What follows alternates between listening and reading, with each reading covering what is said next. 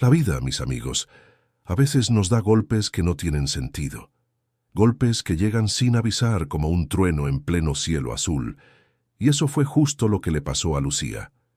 Lucía era una mujer de esas que uno ve en el mercado, con las manos trabajadoras y la mirada honesta. Su mundo giraba alrededor de dos personas: su hijo Mateo, que ya estaba en la universidad, y su esposo, Ricardo. Ricardo, ¡ay, Ricardo! Si Ricardo no hubiera sido tan soñador, tal vez las cosas hubieran sido distintas. Pero el hombre era un volcán de ideas, un inventor de esos que se pasan la vida viendo cómo mejorar lo que ya funciona, o cómo hacer funcionar lo que nadie más entiende. El problema era que Ricardo nunca terminaba nada, y las deudas que dejaba cada proyecto fallido eran más sólidas que sus inventos. Una mañana, sin más, el corazón de Ricardo dijo basta, un infarto fulminante. Se fue mientras dormía, sin despedidas, sin dar tiempo a Lucía para decirle que, a pesar de sus locuras y sus tornillos regados por toda la casa, ella lo amaba. El silencio que quedó en la casa de adobe, allá en el barrio El Carmen, era un silencio pesado, de esos que duelen en el pecho. Lucía pasó las primeras semanas como un autómata. La gente del pueblo, bondadosa como siempre, llevó café, pan y palabras de consuelo. Pero cuando la gente se va y las flores del funeral se marchitan, queda la realidad. Y la realidad de Lucía era fea, muy fea. Ricardo no había dejado un seguro de vida, no había dejado ahorros. Había dejado, en cambio, una montaña de papeles, planos incomprensibles y, lo peor de todo, deudas. El primer golpe lo dio don Ramiro, el de la ferretería, que llegó con una factura vieja. Luego vino el banco, con una carta certificada. Y después, como si fueran buitres oliendo carroña, aparecieron los prestamistas. Ricardo, en su entusiasmo por financiar su última gran idea, una especie de tostadora solar que, según él, iba a revolucionar el desayuno, pero que solo conseguía quemar el pan hasta dejarlo negro como el carbón, había pedido plata aquí y allá, sin orden ni concierto. «Mamá, ¿qué vamos a hacer?», preguntó Mateo, el hijo, con la voz rota. Tenía apenas 20 años, pero la responsabilidad le había caído encima como un yunque. «No sé, mi vida, yo no sé de estas cosas», respondió Lucía, sosteniendo una pila de facturas que sumaban más de lo que ella ganaría en 5 años vendiendo sus empanadas en la plaza. Lucía era una mujer fuerte, pero la presión la estaba doblando. Ella miraba el tallercito de Ricardo, un cuarto pequeño detrás de la casa, lleno de herramientas, cables, pedazos de metal y ese olor característico a aceite quemado y sueños rotos.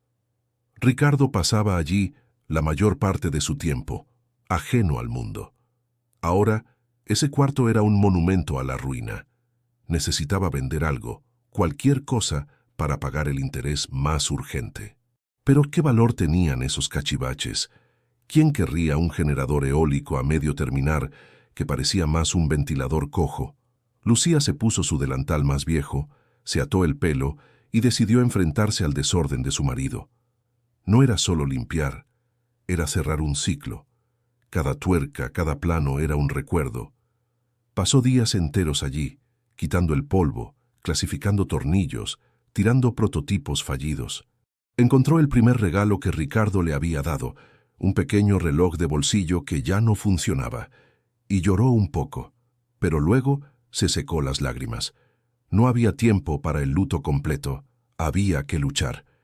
Mientras vaciaba un viejo cajón de madera que Ricardo usaba para guardar sus componentes secretos, que generalmente eran solo pedazos de tubería oxidada, Lucía sintió algo duro en el fondo. Sacó una caja de cartón, de esas que usan para guardar zapatos. Estaba llena de cartas viejas y recibos de servicios que nunca había pagado. Justo debajo de todo eso, escondido, estaba el cuaderno. No era un cuaderno nuevo. Era de tapas duras, gastadas, de un color verde musgo que ya casi se había desvanecido.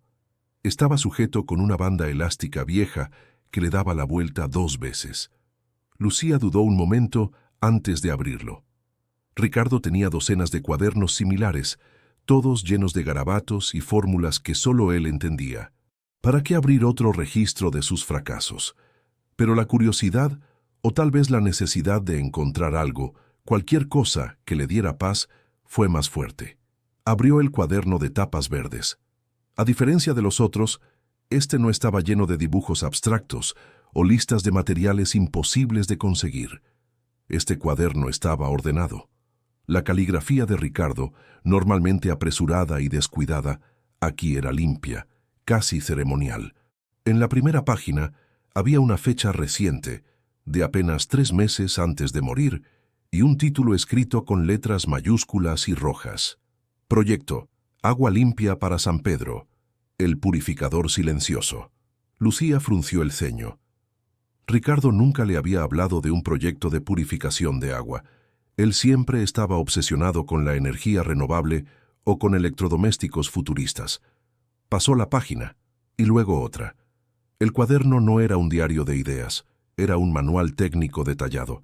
Había diagramas precisos, listas de materiales de bajo costo y, lo más sorprendente, cálculos claros sobre la eficiencia. Ricardo había utilizado materiales accesibles en cualquier ferretería local: arena, grava, carbón activado casero y un sistema simple de membranas de tela de bajo gramaje. El objetivo, como lo había escrito en varias notas marginales, no era vender una máquina cara al gobierno. Era crear un sistema que cualquier familia de bajos recursos pudiera construir y mantener por sí misma, garantizando agua potable sin depender de botellas o filtros importados. Lucía sintió un escalofrío. Esto no parecía una de las locuras habituales de Ricardo. Esto parecía serio. Mientras leía sobre los filtros de flujo inverso y la tasa de eliminación de coliformes, Lucía se dio cuenta de algo crucial. Ricardo había anotado los resultados de pruebas. No solo teorías, sino pruebas reales realizadas con muestras de agua del río que cruzaba San Pedro, un río notoriamente contaminado, y los resultados eran prometedores, muy prometedores. De repente, la desesperación por las deudas se mezcló con una punzada de esperanza. Si esto era real, si este invento funcionaba como Ricardo decía, tal vez no todo estaba perdido. Tal vez su marido, el soñador, había acertado esta vez, pero no podía permitirse el lujo de soñar despierta. La realidad la golpeó de nuevo cuando sonó el teléfono. Era el cobrador de la moto. Lucía respiró hondo, cerró el cuaderno y lo escondió debajo de una pila de ropa. Primero, tenía que lidiar con la urgencia. Luego, tenía que entender el legado que Ricardo le había dejado. Si esta historia de esperanza, en medio de la crisis, les está tocando el corazón, no se olviden de apoyar el canal. Suscríbanse ahora mismo para no perderse la segunda parte de esta increíble travesía. Los días siguientes fueron una tortura financiera. Lucía tuvo que vender la vieja televisión para pagar el préstamo más pequeño. Mateo, por su parte, tuvo que dejar temporalmente la universidad y buscar trabajo en una gasolinera. El orgullo de Lucía se rompía un poquito cada vez que veía a su hijo llegar a casa con las manos llenas de grasa, pero con la frente en alto. La casa se sentía vacía y la presión de los acreedores aumentaba. Lucía sabía que tenía que actuar rápido. La única cosa que la mantenía cuerda era la posibilidad de que el cuaderno verde fuera la llave, no solo para salir de la miseria, sino para honrar la memoria de Ricardo, mostrando al mundo que no era solo un loco, sino un genio incomprendido. Una noche, después de que Mateo se durmiera agotado, Lucía desenterró el cuaderno. Lo abrió en la página de los materiales. La lista era sorprendentemente corta y barata. Tubo de PVC de 4 pulgadas, 1.5 metros. 3 sacos de arena gruesa. Un saco de grava fina. Carbón activado, hecho con cáscara de coco quemada, fácil de conseguir. Malla de tela de algodón. Lucía recordó vagamente haber visto a Ricardo quemando cáscaras de coco en el patio trasero hacía unos meses. En ese momento, ella pensó que estaba haciendo alguna de sus pócimas mágicas inútiles. Ahora se daba cuenta de que estaba fabricando el componente clave del filtro. El problema era que Lucía no era una inventora, era una cocinera, una madre, una esposa. Entendía de masa y de ingredientes, no de presión de agua y membranas. Necesitaba ayuda, necesitaba a alguien que pudiera entender los diagramas y que la ayudara a construir el prototipo. La única persona en la que podía confiar y que además tenía la inteligencia y la formación técnica era Mateo. A la mañana siguiente, Lucía se sentó con su hijo en la mesa de la cocina, con el cuaderno verde abierto entre ellos, junto a una taza de café humeante y las cuentas por pagar. «Hijo, tu padre dejó esto», dijo Lucía deslizando el cuaderno hacia él. Mateo lo tomó con respeto. Al principio, solo vio números y dibujos. «¿Qué es, mamá? ¿Otro plano de la tostadora solar?» «No, Mateo. Esto es diferente. Esto es para purificar el agua. Léelo con calma. Él lo llama el purificador silencioso». Mateo se sumergió en las páginas. Pasaron 10 minutos en silencio, solo interrumpido por el canto de un gallo lejano. Lucía observaba la expresión de su hijo, que pasaba de la curiosidad a la concentración, y luego, lentamente, a la incredulidad. «Mamá, si esto es verdad, si estos cálculos de flujo y filtrado son correctos, esto es una maravilla. Es tan simple, tan económico. ¿Por qué nunca lo patentó? ¿Por qué no lo mencionó?» «Tu padre era así, Mateo. Le gustaba el misterio, o tal vez simplemente no tuvo tiempo». Mateo pasó a la última página escrita. En la esquina inferior, Ricardo había dejado una nota corta, escrita con prisa como si lo hubieran interrumpido. «Falta prueba de campo final. La cosa funciona. Salvará a San Pedro». Esa frase fue la chispa. No se trataba solo de dinero, se trataba de honrar la visión de un hombre que, aunque fallido en la vida cotidiana, pudo haber creado algo grandioso. Si están sintiendo la emoción de este descubrimiento, demuéstrenlo con un me gusta en este video. Su apoyo nos ayuda a seguir contando estas historias. La decisión fue tomada. Lucía y Mateo se enfocaron en el cuaderno verde como si fuera un mapa del tesoro. Tenían que construir el prototipo, pero había un obstáculo gigante. El taller estaba clausurado. Los acreedores habían puesto un candado simbólico, amenazando con embargar las herramientas de Ricardo si no pagaban una parte sustancial de la deuda en menos de una semana. «No podemos usar el taller, mamá», dijo Mateo frustrado. «Necesitamos el taladro, las sierras». Lucía miró el candado, miró el cuaderno, miró la pila de cuentas. En ese momento, la tristeza de Lucía se transformó en pura determinación latina. Una determinación que dice: «Aquí no se rinde nadie. Vamos a construirlo en el patio, hijo, con las herramientas que podamos rescatar y las que podamos pedir prestadas. Y vamos a empezar hoy». El primer paso era conseguir los materiales: el PVC, la arena, el carbón. Lucía usó los pocos pesos que le quedaban de la venta de la televisión para comprar lo básico. Mientras estaban en la ferretería de don Ramiro, sí, el mismo que les estaba cobrando, Lucía sintió la humillación de tener que comprar a crédito, sabiendo que ya le debían. «¿Qué anda inventando ahora, Lucía?», preguntó don Ramiro con esa mezcla de curiosidad y lástima. «Nada, don Ramiro, es para un proyecto escolar de Mateo», mintió Lucía, sujetando con fuerza el tubo de PVC. De vuelta en casa, el patio trasero se convirtió en un laboratorio improvisado.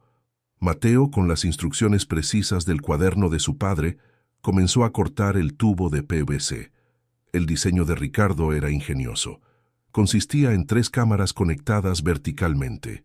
El agua contaminada entraba por arriba, pasaba por una capa de arena gruesa para eliminar los sedimentos grandes, luego por la capa de carbón activado, el secreto de las cáscaras de coco, para neutralizar toxinas y olores, y finalmente por una membrana de tela de algodón que actuaba como un filtro final de partículas finas.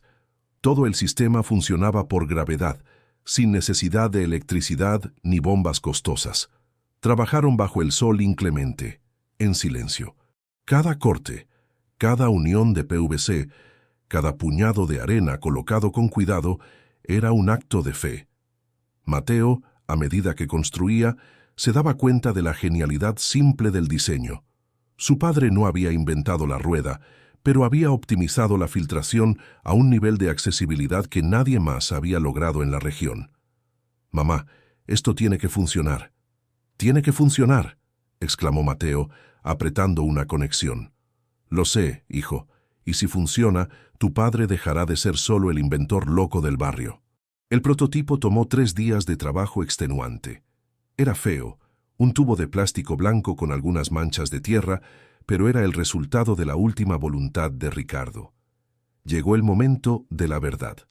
Fueron al río, el foco de la contaminación de San Pedro. Lucía llenó un balde con el agua sucia, turbia y con un olor metálico desagradable. Volvieron a casa con el tesoro contaminado. Colocaron el balde sobre el filtro improvisado que estaba montado sobre 2 ladrillos viejos. Lucía y Mateo se miraron conteniendo la respiración. Mateo vertió el agua lentamente en la primera cámara del purificador. El agua fangosa desapareció en la arena. Pasaron unos segundos eternos. Luego, un goteo lento y constante comenzó a salir por la parte inferior del tubo, cayendo en una jarra de vidrio limpia que Lucía había colocado debajo. El agua que caía era cristalina, transparente. Lucía no pudo evitarlo. Se llevó las manos a la boca. Mateo, incrédulo, se acercó a la jarra. El agua no solo se veía limpia, sino que no tenía olor. No. Esto solo es filtración de sedimentos, mamá. Necesitamos saber si mató a las bacterias, dijo Mateo tratando de mantener la calma científica que su padre le había inculcado. Ricardo, previendo esto, había dejado una nota específica en el cuaderno. Para la prueba de campo, usar el kit de tinte azul de la caja de herramientas vieja. Buscaron el kit. Era un pequeño estuche de química básico. Siguieron las instrucciones de Ricardo para la prueba de coliformes. Tomaron una muestra del agua del río, le pusieron el tinte azul y la dejaron reposar. Se volvió turbia. Eso significaba alta contaminación bacteriana. Luego, tomaron una muestra del agua filtrada por el purificador silencioso. Agregaron el tinte. Esperaron. Y esperaron. El agua filtrada permaneció de un azul claro, sin turbidez. «Es negativo, mamá», gritó Mateo abrazando a Lucía. «Es negativo. La filtración funciona y mató a la bacteria». En ese momento la deuda, el dolor y el miedo se esfumaron por un instante. Ricardo no había fallado. Había triunfado. Había dejado, no una tostadora solar, sino una solución real para su comunidad. Lucía sostuvo la jarra de agua cristalina, sintiendo el peso de la responsabilidad. Ricardo había hecho la parte difícil, la invención. Ahora era su turno, y el de Mateo de hacer la parte casi imposible. Convertir ese invento en dinero, en salvación. Pero el tiempo se acababa. El candado de los acreedores seguía en el taller, y el ultimátum estaba a punto de cumplirse. Y si ustedes, mis queridos oyentes, creen en el poder de las segundas oportunidades y en la genialidad de Ricardo, no se olviden de suscribirse ahora mismo. Necesitan saber cómo Lucía y Mateo logran sacar adelante este invento. Lucía miró a su hijo, que sostenía el cuaderno verde como si fuera un tesoro sagrado. Tenían el invento, pero necesitaban un plan. Un plan para patentar, producir y, sobre todo, para enfrentar a esos acreedores que estaban a punto de llevarse lo poco que les quedaba. La batalla apenas estaba comenzando. El agua cristalina que llenaba la jarra no era solo agua purificada. Era la prueba de que Ricardo no era un loco, sino un visionario. Lucía y Mateo se quedaron allí, en el patio, bajo la sombra de la casa, mirando esa jarra como si contuviera oro líquido. La euforia era inmensa, pero corta. «Mamá, esto es increíble», dijo Mateo, pero su voz se quebró al final. «Pero, ¿de qué sirve si no podemos usarlo? Mañana viene el señor de la usura. Si no pagamos, se lleva todo, incluyendo las herramientas que usamos para hacer esto». Lucía asintió. La sonrisa se le borró del rostro. La realidad era un muro de concreto. Tenían la solución a un problema de salud pública, pero estaban a punto de perder su casa por una deuda de unos cuantos miles de pesos. «Tenemos que ir a la ciudad, Mateo», dijo Lucía, guardando el cuaderno verde bajo su brazo. «Necesitamos hablar con alguien que sepa de estas cosas, alguien que entienda de patentes. Si el invento de tu padre es tan bueno, Tenemos que protegerlo antes de que alguien más se quede con la idea. El problema era que ir a la ciudad costaba dinero y patentar costaba muchísimo más. Lucía no tenía ni para el pasaje del autobús.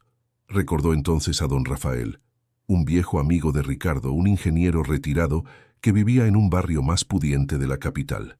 Don Rafael siempre había sido la única persona que escuchaba las ideas de Ricardo sin reírse, aunque también era el único que le decía: «Ricardo, tienes que aterrizar esas ideas, hombre, no puedes vivir en las nubes».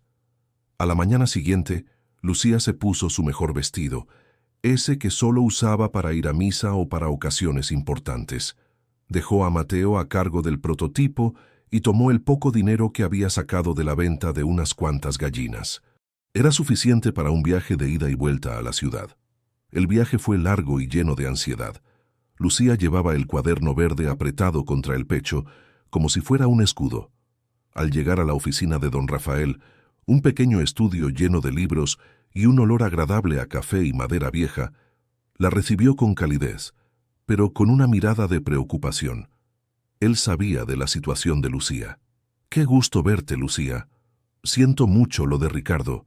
Un gran soñador. Paz a su alma». «¿Pero qué te trae por aquí?» Lucía no se anduvo con rodeos, sacó el cuaderno y lo deslizó sobre el escritorio. «Don Rafael, Ricardo no solo dejó deudas, dejó esto». Don Rafael se puso sus lentes de lectura y con un suspiro de resignación abrió el cuaderno. Al principio solo vio la caligrafía de Ricardo, pero a medida que pasaba las páginas, su expresión cambió. El ceño se frunció en concentración. Pasó casi una hora. Lucía se quedó en silencio, observándolo, sintiendo cómo cada minuto la acercaba más al ultimátum de los acreedores. Finalmente, don Rafael cerró el cuaderno con un golpe seco. Se quitó los lentes y miró a Lucía. «Lucía, si lo que está escrito aquí es cierto, si estos cálculos de flujo y materiales de bajo costo son correctos, Ricardo no inventó una tostadora coja, inventó una solución de ingeniería brillante. Es simple, es replicable y, lo más importante, es asequible». El corazón de Lucía dio un vuelco. «Funciona, don Rafael. Lo probamos anoche. El agua sale limpia, libre de bacterias». Don Rafael se levantó y empezó a caminar por la oficina. «Necesitamos actuar de inmediato, Lucía. Este tipo de diseño es tan simple que si se lo muestras a alguien sin protegerlo, te lo copian en una semana. Necesitamos una patente provisional y la necesitamos hoy mismo para establecer la prioridad. No tenemos dinero para eso, don Rafael». La voz de Lucía era un lamento. «Tenemos a los acreedores en la puerta. Mañana». Don Rafael se detuvo. Miró a Lucía, a esa mujer que había vendido su televisión y sus gallinas solo para llegar hasta él. «Mira, Lucía, yo no puedo pagar todas las deudas de Ricardo, pero sí puedo invertir en esta idea. No por Ricardo, sino por la genialidad que dejó. Dame el cuaderno. Voy a poner a mi equipo a trabajar en la documentación ahora. Mañana, a primera hora, metemos la solicitud provisional. Esto nos da un margen de un año para conseguir la financiación real». Lucía sintió un nudo en la garganta. Era la primera vez que alguien, además de Mateo, validaba el trabajo de su esposo. «¿Y las deudas, don Rafael? ¿El candado en el taller?» «Para eso, Lucía, tienes que ser tan astuta como Ricardo era soñador. Tienes que ir a enfrentarlos, no con dinero, sino con potencial. Diles que tienes algo que vale más que todo lo que te están cobrando. Diles que si te quitan las herramientas, te quitan la gallina de los huevos de oro». Lucía regresó a San Pedro esa tarde, no con el miedo que la había acompañado, sino con una determinación fría.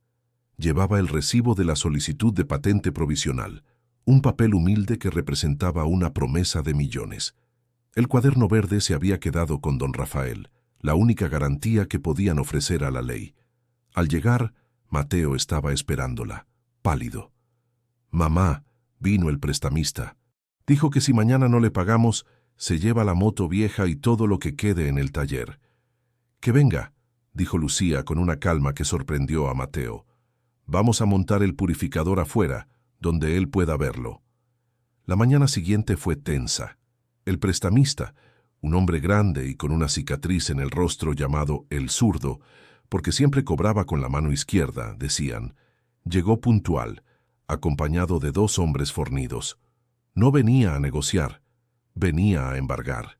Lucía los recibió en el patio, junto al prototipo del purificador silencioso, que parecía un artefacto extraño en medio de la tierra y las macetas. «Buenos días, Lucía», dijo el zurdo, sin una pizca de cordialidad. «Vengo por lo mío. ¿Tienes el efectivo?» «No tengo efectivo, zurdo», respondió Lucía cruzándose de brazos. Ya no era la viuda asustada, era la protectora de un legado. El zurdo soltó una carcajada seca. Sus hombres sonrieron. «Mira, Lucía, no me hagas perder el tiempo. No me interesa la chatarra de tu difunto esposo. Dame la llave del taller. Antes de que te lleves algo, quiero que veas lo que Ricardo dejó», dijo Lucía, señalando el tubo de PVC. «Esto es el purificador silencioso. Resuelve el problema del agua contaminada de San Pedro». El zurdo se acercó al prototipo, lo pateó ligeramente. «¿Y a mí qué me importa el agua, Lucía? Yo quiero mi dinero. ¿Crees que me voy a conformar con un filtro de tubería?» «Esto no es un filtro cualquiera», intervino Mateo dando un paso al frente. «Esto funciona sin electricidad y es 10 veces más barato que cualquier cosa en el mercado». Lucía tomó un balde de agua sucia que habían recogido del río esa mañana. Olía mal. «Mira», dijo Lucía, y sin dudar, vertió el agua turbia en la parte superior del purificador. El zurdo y sus hombres observaron, escépticos. El agua se filtraba lentamente por las capas de arena y carbón. En la parte inferior, un goteo constante comenzó a llenar una jarra de vidrio. El agua era, otra vez, perfectamente transparente. Lucía levantó la jarra, la sostuvo a la luz del sol. «Esto, zurdo, es lo que vale la pena. En este momento, don Rafael está tramitando la patente provisional en la capital. Si esto se produce a gran escala, podemos vender miles de unidades. Y cuando eso pase, no solo te pago lo que te debo, te pago el triple. Pero para eso necesito las herramientas del taller. Necesito 2 semanas para construir una versión más grande y mostrarla al ayuntamiento». El zurdo se quedó mirando el agua limpia. Él vivía en San Pedro. Él sabía lo difícil que era conseguir agua potable. «¿Estás diciendo que la deuda de 5,000 pesos de Ricardo la vas a pagar con un tubo de plástico?» «Estoy diciendo que te voy a pagar con los ingresos de una invención que vale millones», replicó Lucía con firmeza. «Pero si te llevas las herramientas, matas el proyecto. Y te quedas sin nada. Te doy el prototipo como garantía y el recibo de la patente. Dame 15 días de margen». El zurdo sopesó la situación. Sabía que si embargaba las herramientas, recuperaría algo, pero sería una miseria. Si Lucía tenía razón, y ese viejo ingeniero de la ciudad estaba involucrado, quizás había un negocio aquí. Un negocio en el que él podría recuperar su dinero, con creces. 15 días, Lucía. Ni un día más. Y si no veo movimiento real, no solo me llevo el taller, me llevo la casa. El zurdo se fue con sus hombres, dejando una sensación de alivio y terror a partes iguales. Habían ganado tiempo, pero el reloj corría.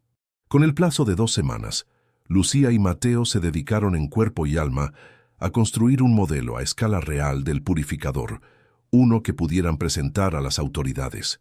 El taller, aunque prestado, se llenó de nuevo del ruido del metal y el serrín, un sonido que Lucía no escuchaba desde la muerte de Ricardo, pero esta vez era un sonido de progreso, no de sueños rotos. Mateo utilizó sus conocimientos de la universidad para refinar la presentación de Ricardo, convirtiendo los garabatos técnicos en gráficos entendibles.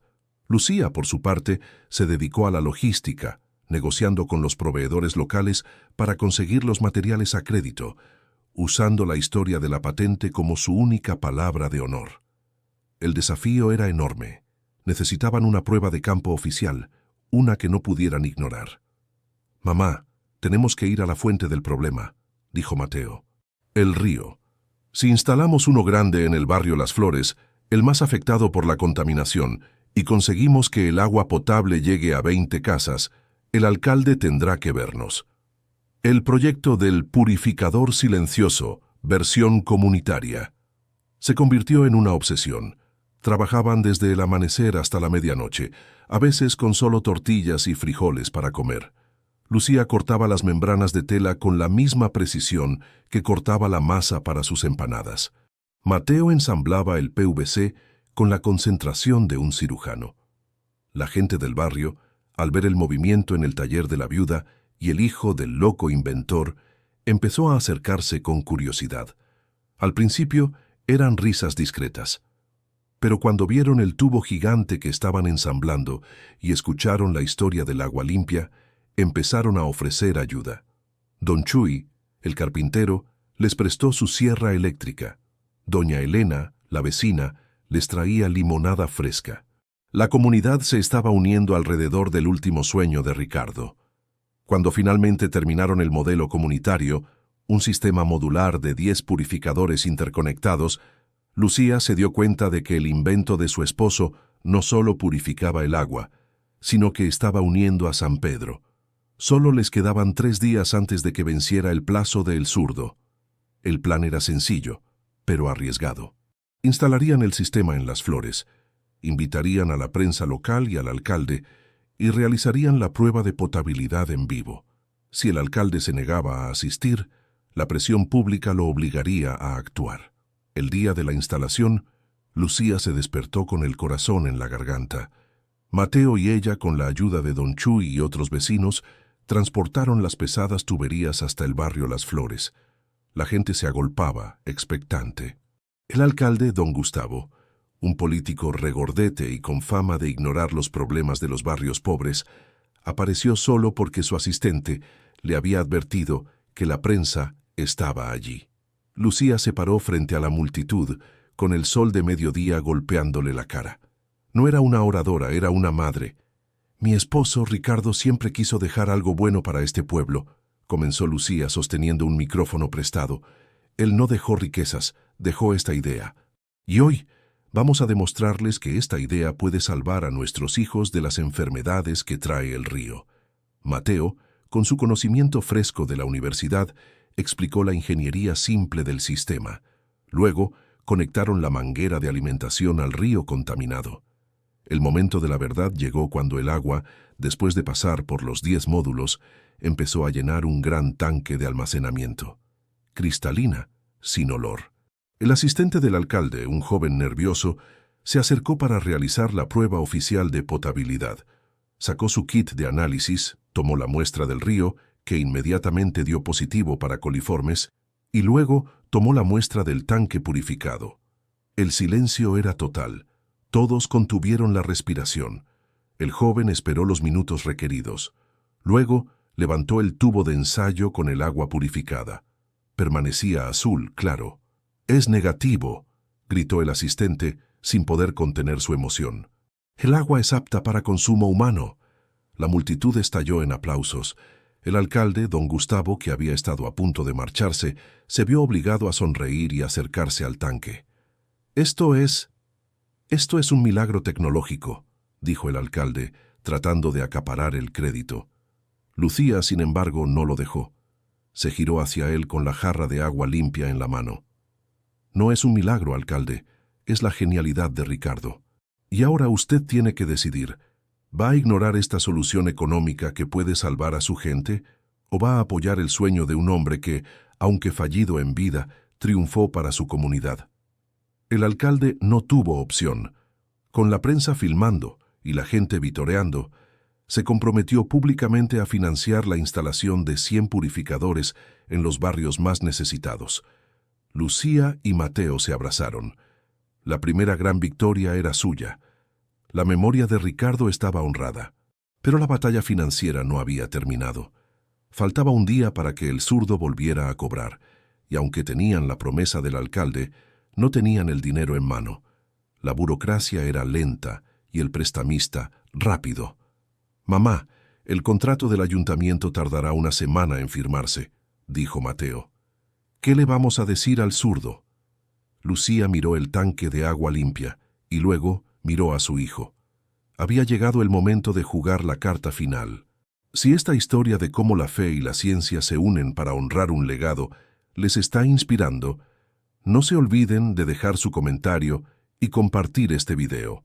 Necesitamos que esta historia llegue a todos lados, porque lo que viene ahora es la negociación más difícil de todas. El zurdo no solo quería su dinero, él quería ver a Lucía doblegarse, pero Lucía ya no se doblaba. Ahora, ella se erguía sobre el agua limpia y estaba lista para la confrontación final. Tenían el invento, tenían la patente provisional y tenían el apoyo del pueblo. Ahora solo necesitaban la astucia para conseguir el capital que aseguraría su futuro y la producción en masa. La siguiente fase no se trataba solo de vender filtros, sino de construir una empresa sobre las ruinas de las deudas. La mañana siguiente amaneció con un sol que quemaba, pero la tensión en el patio era más pesada que el calor. Lucía había dormido apenas unas horas, con el olor a tierra mojada y a plástico nuevo del purificador todavía impregnado en el aire. Sabía que el zurdo no vendría solo con sus hombres, vendría con la ley de la usura bajo el brazo. Mateo, a su lado, estaba pálido pero firme. Había colocado la jarra de agua cristalina sobre la mesa de trabajo, como un trofeo, o tal vez como un altar. A las 10 en punto, la camioneta negra del zurdo se detuvo frente a la casa, levantando una polvareda que Lucía sintió como un insulto. El zurdo bajó, con su cicatriz brillando bajo el sol, y a sus espaldas los dos hombres que parecían hechos de granito. «Lucía», dijo el zurdo, su voz grave y sin paciencia, «el plazo se acabó. ¿Tienes mis 5,000 pesos?» Lucía dio un paso al frente, con el recibo de la patente provisional doblado cuidadosamente en su mano. «No tengo tus 5,000 pesos, zurdo. Tengo algo mucho mejor». El zurdo se rió, una risa áspera que hizo eco en el patio. «Mira, Lucía, no estoy para juegos. La jarrita de agua limpia ya la vi. Muy bonita. Pero a mí el agua no me paga la colegiatura de mis hijos. Dame las llaves del taller y la de la moto. No. Y si tocas el candado del taller, no solo pierdes la oportunidad de recuperar tu dinero, pierdes la oportunidad de multiplicar tu inversión». La palabra inversión hizo que el zurdo frunciera el ceño. Era un prestamista, no un inversor, pero la avaricia es un idioma universal. «¿De qué hablas, Lucía?» Ayer el alcalde don Gustavo se comprometió públicamente, frente a la prensa, a comprar 100 unidades del purificador silencioso, dijo Lucía manteniendo su mirada fija en la de él. 100 unidades, zurdo. El costo de producción por unidad, según los cálculos de Ricardo, es de 50 pesos, y el precio de venta al ayuntamiento será de 300. Eso es una ganancia neta de 25,000 pesos, solo en el primer pedido. El zurdo parpadeó. Los números, aunque sencillos, lo golpearon. 25,000 pesos de ganancia. «Yo no hago negocios con el gobierno», escupió el zurdo. «La burocracia es lenta. Ese dinero no llega en meses. El contrato se firma en una semana, zurdo. Pero entiendo tu desconfianza. Por eso te ofrezco esto. Convierte la deuda de Ricardo, esos 5,000 pesos, en un adelanto de capital. Necesito comprar el PVC y los materiales para empezar a producir mañana. Te doy un interés del 20% sobre tu inversión inicial, garantizado con la primera mitad del pago del ayuntamiento». Mateo abrió los ojos, impresionado por la audacia de su madre. Estaba ofreciendo al lobo una parte del rebaño para que lo ayudara a defenderlo. «¿Y si el contrato se cae, Lucía, qué?» Lucía sacó el recibo de la patente. «Si el contrato se cae, te doy este recibo, que prueba que el invento está legalmente a nombre de la familia, y te doy el prototipo. Tú te conviertes en el dueño de la patente. Pero te advierto, zurdo, si me cierras el taller hoy, me obligas a ir a la prensa y decir que el negocio se cayó porque los usureros de San Pedro no dejaron que el invento de Ricardo salvara a la gente. ¿Crees que el alcalde te va a dejar en paz si dañas su imagen en los periódicos?» El zurdo se puso tenso. No le gustaba la atención, y menos la de la prensa. Lucía había jugado la carta final, la presión social contra la avaricia. Hubo un silencio largo y pesado. El zurdo miró el prototipo, luego la jarra de agua, y finalmente a Lucía, que se mantenía firme. Vio en ella no a la viuda asustada, sino a una empresaria desesperada, pero con un producto de oro en las manos. «Acepto», dijo el zurdo con la voz apenas audible. Pero no 20%. Quiero el 25% de interés por mis 5,000 pesos y quiero un contrato simple, firmado hoy, que diga que si no cumples en 30 días, la patente pasa a mi nombre y me llevo el taller. Lucía asintió sin dudar. Era un riesgo enorme, pero la única salida. Hecho.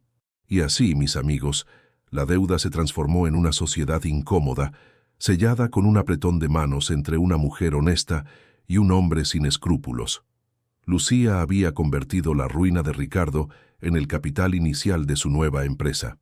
Si están sintiendo la adrenalina de esta negociación increíble, y si creen que Lucía tiene lo necesario para triunfar, por favor, suscríbanse al canal.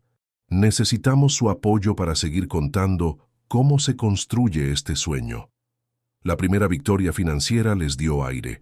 Don Rafael, el ingeniero de la capital, al enterarse de la jugada audaz de Lucía, se ofreció a ayudar a redactar el contrato de producción para el ayuntamiento, asegurándose de que el precio y los términos fueran justos.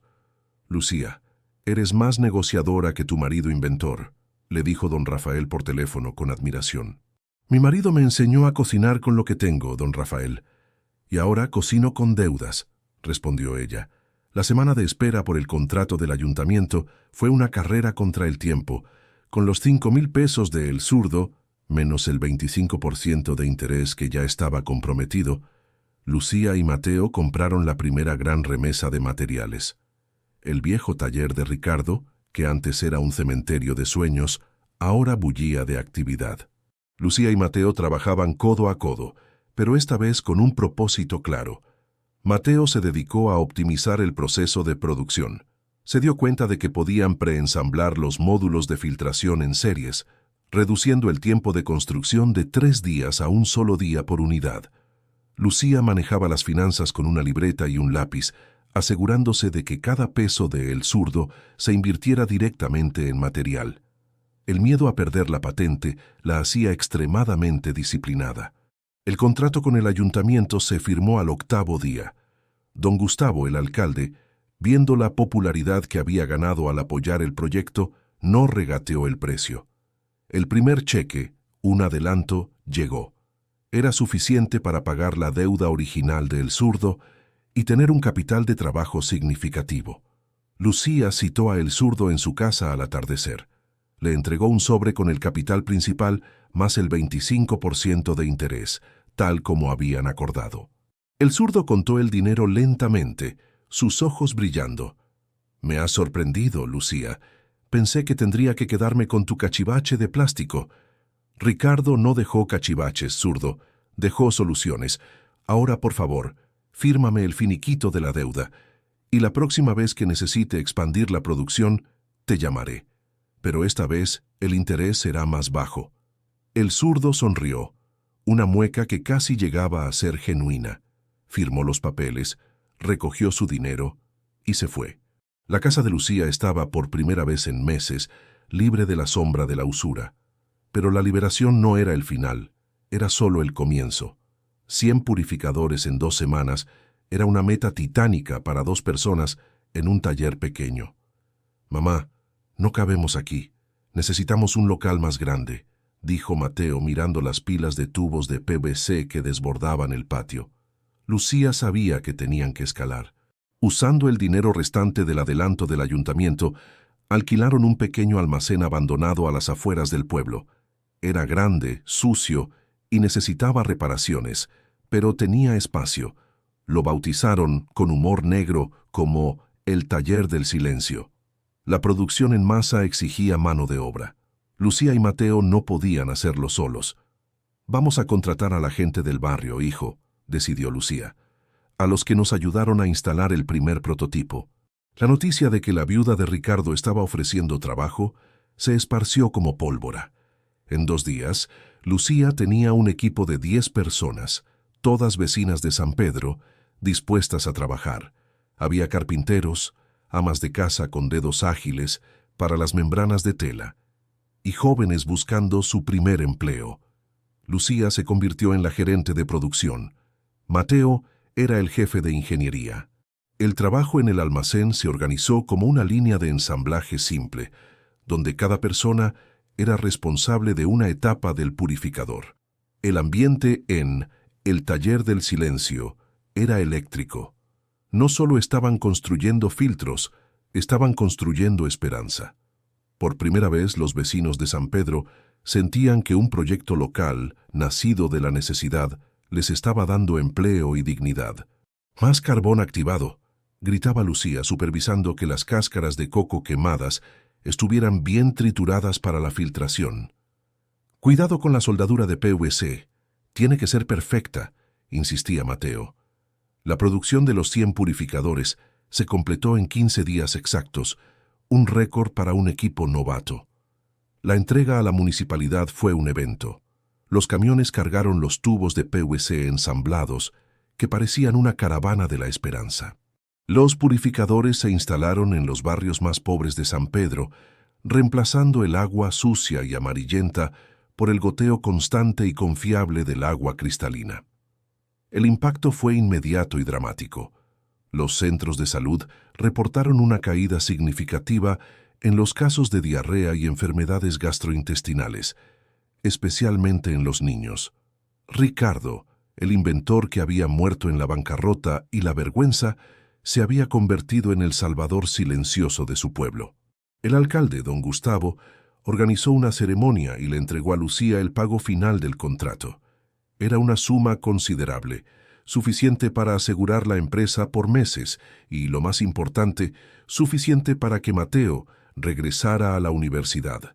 «Mamá, tengo que volver a clases», dijo Mateo con una mezcla de emoción y pena. «Vas a volver, hijo, pero vas a estudiar ingeniería, no solo para graduarte, sino para mejorar el invento de tu padre. Esta empresa te necesita». Mateo regresó a la universidad, pero ahora con una misión: aplicar la teoría a la práctica de la empresa familiar. La noticia de la eficacia y el bajo costo del purificador silencioso se extendió más allá de San Pedro. Los periódicos locales hablaban del milagro del PVC. El teléfono en el taller del silencio no paraba de sonar. Eran alcaldes de pueblos vecinos, todos con el mismo problema: agua contaminada y presupuestos ajustados. Lucía, sin quererlo, se había convertido en la representante de una solución revolucionaria. El siguiente pedido llegó de un municipio aún más grande, pidiendo 500 purificadores. Esto ya no era un proyecto de barrio, era un negocio serio. Si les gusta ver cómo el esfuerzo y la genialidad se recompensan, y si quieren saber cómo Lucía convierte este invento local en una empresa nacional, no se olviden de darle me gusta a este video y compartirlo. Es el momento de que esta historia se expanda. Lucía sabía que para manejar ese crecimiento no podía seguir operando con una libreta y un lápiz.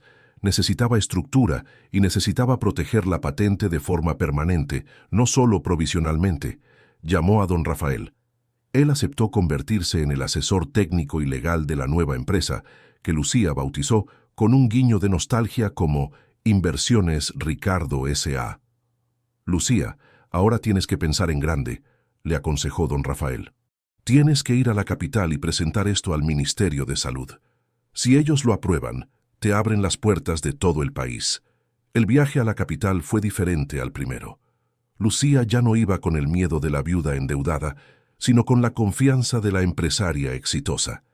Llevaba en su maletín no solo el cuaderno verde de Ricardo, ahora plastificado y protegido, sino también los informes de potabilidad que certificaban el éxito en San Pedro.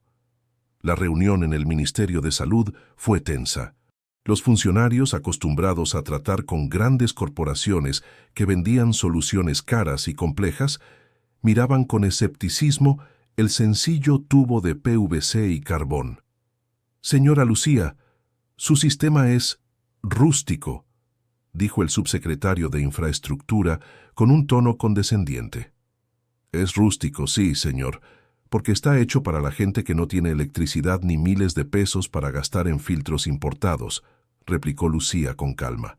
«Es rústico, pero funciona. Y los informes de San Pedro lo demuestran». Lucía presentó los datos: la caída en las enfermedades, el costo mínimo de mantenimiento, la facilidad de instalación. Don Rafael respaldó la ingeniería, explicando cómo la sencillez del diseño era su mayor fortaleza, no su debilidad. Los funcionarios se quedaron sin argumentos. El bajo costo y la alta eficacia eran imposibles de ignorar. Si el gobierno adoptaba esta solución, se ahorraría millones en infraestructura y salud pública. La aprobación del ministerio llegó un mes después. Fue un triunfo rotundo. No solo aprobaron el purificador silencioso, sino que lo recomendaron como la solución preferente para comunidades rurales y de bajos ingresos. De pronto, Inversiones Ricardo C.A. se encontró con un mercado de millones de personas. La empresa creció exponencialmente. Tuvieron que alquilar un almacén 10 veces más grande. Mateo, que ahora dividía su tiempo entre los estudios de ingeniería y la gestión de calidad, diseñó herramientas especializadas para acelerar la producción de las membranas de tela y la molienda del carbón de coco. Lucía, la vendedora de empanadas, se convirtió en la directora ejecutiva, negociando contratos con gobernadores y alcaldes de todo el país. Su fama crecía. La prensa la llamaba la Dama del Agua Limpia. Pero Lucía nunca olvidó de dónde venía. Se aseguró de que el precio se mantuviera bajo, fiel a la visión original de Ricardo, que cualquier familia pudiera tener acceso al agua potable. La empresa generó cientos de empleos en San Pedro. El barrio que antes era conocido por la pobreza y el río contaminado, ahora era famoso por ser el hogar del invento de Ricardo. Y el zurdo, el prestamista, seguía llamando. Pero ahora no era para cobrar, sino para invertir. Lucía, sin embargo, aprendió su lección. Mantuvo a el zurdo a distancia, pagándole intereses justos por pequeños préstamos temporales, pero nunca dándole control sobre la visión. El dinero llegaba a raudales, pero el primer uso que Lucía y Mateo le dieron no fue para lujos. Compraron la casa de adobe que Ricardo tanto amaba, pagaron todas las deudas, y luego hicieron algo que Lucía sentía que era lo más importante. Invirtieron en la educación de los niños de San Pedro, creando una fundación con el nombre de Ricardo, para financiar estudios de ciencia e ingeniería. Un día, Lucía y Mateo estaban en el antiguo taller, ahora vacío y limpio, convertido en una oficina de diseño. Lucía sostenía el cuaderno verde de tapas gastadas. «Lo hicimos, hijo», susurró Lucía. «Honramos a tu padre». «No solo lo honramos, mamá», respondió Mateo mirando un plano nuevo que él había diseñado para una versión mejorada del purificador. «Lo terminamos». Ricardo había dejado una herencia de deudas, pero en el fondo de una caja de zapatos había escondido una fortuna en conocimiento. Lucía, la mujer que solo sabía de cocina, había encontrado el valor en el legado de su esposo y lo había convertido en la salvación de su familia y su comunidad. Y si ustedes, mis queridos amigos, creen que las grandes ideas pueden venir de los lugares más humildes y que la fe de una mujer puede mover montañas de deudas, dejen su último me gusta y compartan esta historia. Porque la historia de Lucía y Ricardo es la prueba de que un sueño nunca está realmente roto. Solo necesita a la persona correcta para terminar de construirlo. La historia de Lucía no es solo una historia de éxito empresarial. Es una lección sobre la perseverancia y sobre cómo a veces la mayor genialidad se encuentra en la solución más simple y accesible. Y todo comenzó con un cuaderno olvidado y una madre que se negó a rendirse ante la adversidad. La próxima vez que vean un tubo de PVC, mis amigos, recuerden el purificador silencioso, y a Ricardo, el soñador, y a Lucía, la mujer que lo hizo realidad.